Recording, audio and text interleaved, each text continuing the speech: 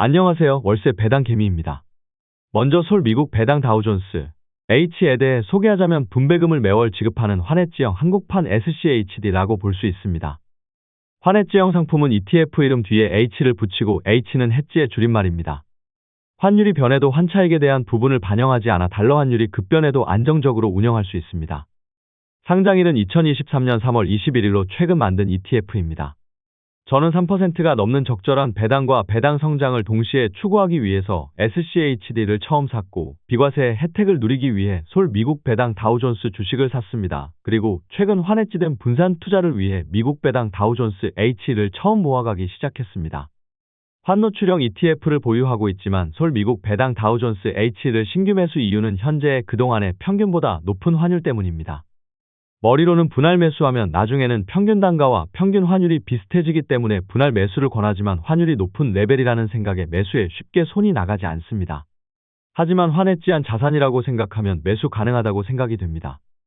그림과 같이 한국은행 경제통계 시스템 사이트에 가서 원달러 자료를 연도별로 검색해서 2010년부터 2022년까지 자료를 모아봤습니다.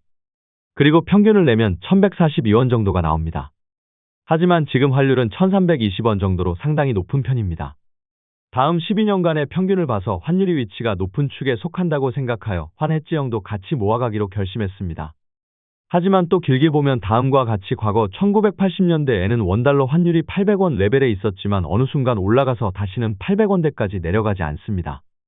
그렇기 때문에 환율은 평균만으로 예측하는 것은 어렵습니다. 특히 확률이 높다 해도 어느 순간 기준이 바뀌는 건 예측하는 건 어렵습니다. 사실 이걸 맞출 수 있다면 이미 부자가 되어 있을 것입니다. 하지만 확실한 건 그래프를 보면 보이는 것은 원화의 움직임이 아주 진폭이 크다는 것입니다. 특히 경제 위기가 올 때마다 급등락이 너무 심했습니다. 결과론적으로 SCHD가 조금씩 오르더라도 환율이 떨어지는 영향을 받으면 오히려 실제는 마이너스가 될 수도 있고 배당을 받아도 실제 배당금률도 떨어질 수 있습니다. 물론 반대로 경제 위기 때 환율이 오를 때는 환율은 쿠션이 되어서 마이너스가 덜해지는 좋은 면도 있습니다. 결론적으로 저는 어느 쪽이든 극단적인 것이 아닌 안정적인 자산 움직임을 좋아하기 때문에 환해지형 ETF도 같이 매수하기로 했습니다. 계속 들고 있다가 혹시라도 환율이 급락해서 환노출형 ETF가 고전을 하면 환해지형 ETF를 일부 수익 실현하고 그동안 환노출됐었던 자산을 보강하는 식으로 가려고 합니다.